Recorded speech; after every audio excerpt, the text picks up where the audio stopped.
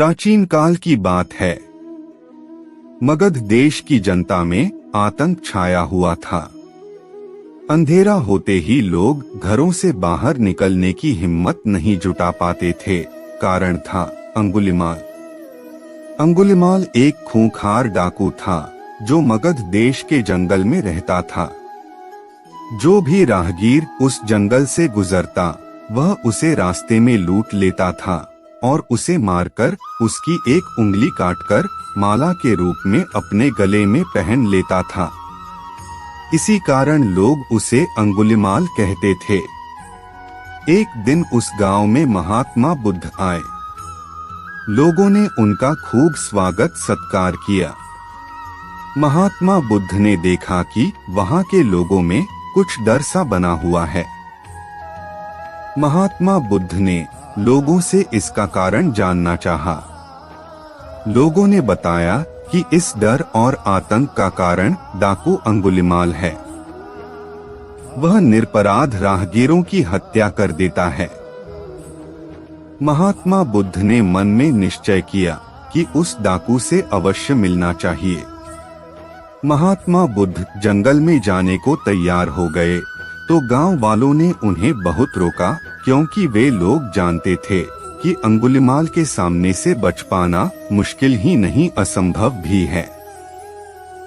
लेकिन बुद्ध अत्यंत शांत भाव से जंगल में चले जा रहे थे।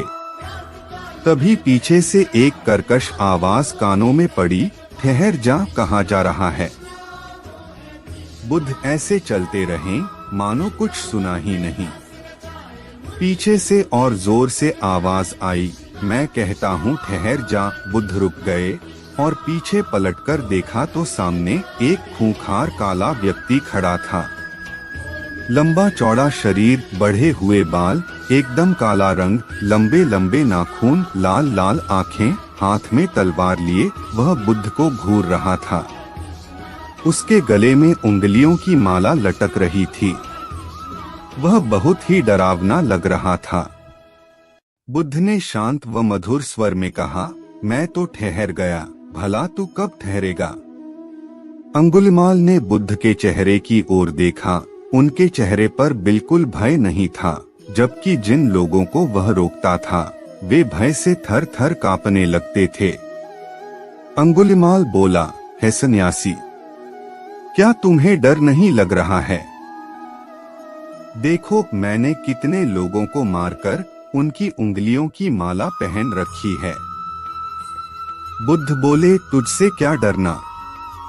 डरना है तो उससे डरो जो सचमुच ताकतवर है। अंगुलिमाल जोर से हंसा और बोला, हे साधु, तुम क्या समझते हो कि मैं ताकतवर नहीं हूँ? मैं तो एक बार में 10-10 लोगों के सिर काट सकता हूँ। बुद्ध बोले, यदि तुम सचमुच में ताकतवर हो तो जाओ उस पेड़ के 10 पत्ते तोड़ लाओ। अंगुलिमाल ने तुरंत 10 पत्ते तोड़े और बोला, इसमें क्या है?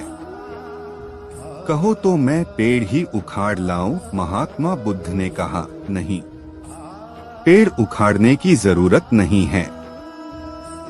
यदि तुम वास्तव में ताकतवर हो तो जाओ, इन पत्तियों को पेड़ में जोड़ दो। अंगुलिमाल क्रोधित हो गया और बोला, भला कहीं टूटे हुए पत्ते भी जुड़ सकते हैं? महात्मा बुद्ध ने कहा, तुम जिस चीज को जोड़ नहीं सकते उसे तोड़ने का अधिकार तुम्हें किसने दिया? एक आदमी का सिर जोड़ नहीं सकते तो काटने में क्या बहादुरी है? अंगुलिमाल अवाक रह गया। वह महात्मा बुद्ध की बातों को सुनता रहा।